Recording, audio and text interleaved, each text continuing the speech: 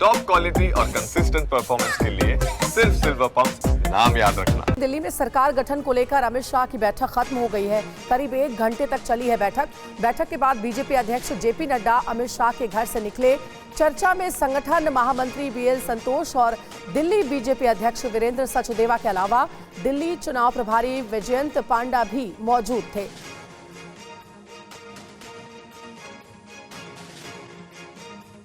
और इसी खबर पर ज्यादा जानकारी के साथ हमारे पॉलिटिकल एडिटर आमोद राय हमारे साथ जुड़ गए। आमोद, क्या जानकारी मिल रही है इस खबर पर? दिल्ली चुनाव में बड़ी जीत के बाद बीजेपी की महत्वपूर्ण बैठक।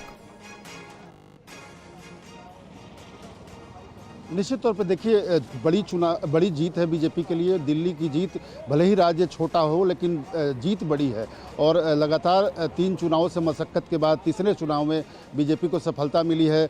और जब से प्रधानमंत्री मोदी और अमित शाह ने पार्टी का कमान संभाला, उसके बाद ये तीसरा चुनाव है जब उनको सफलता मिली है। उससे पहले भी बीजेपी लगातार यहाँ चुनाव लड़ने की कोशिश कर रही थी, अपने अस्तित्व को बढ़ाने की कोशिश कर रही थी, लेकिन सफलता नहीं मिली थी। तो 27 साल बाद जो सफलता मिली है उसमें किस वर्ग का क्या भूमिका रहा है, कहाँ वोट कितना मिला है, किस वर्ग से ज़्यादा लोग जीते हैं, इन तमाम विषयों पर जो सूक्ष्म एक मायोपिक जो पिक्चर होता है उसको समझने की कोशिश, उसको अंडरस्टैंडिंग की कोशिश के तहत इस बैठक को देखा जा सकता है।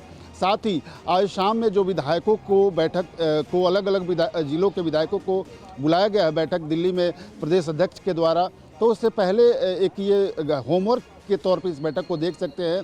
साथ ही माना जा रहा है कि इस बैठक में कब तक सरकार का फॉर्मेशन होगा या आगे क्या क्या करना है, इन तमाम विषयों पे चर्चा हुई होगी। और साथ ही ये भी चर्चा हुई है कि जो बैठक हो, जो स्वेरिंग सेरेमनी हो, वो किस ढंग का हो। माना जा रहा है कि बहुत ग्रैंड स्वेरिंग सेरेमनी करने की कोशिश बीजेपी के द्वारा किया जाएगा।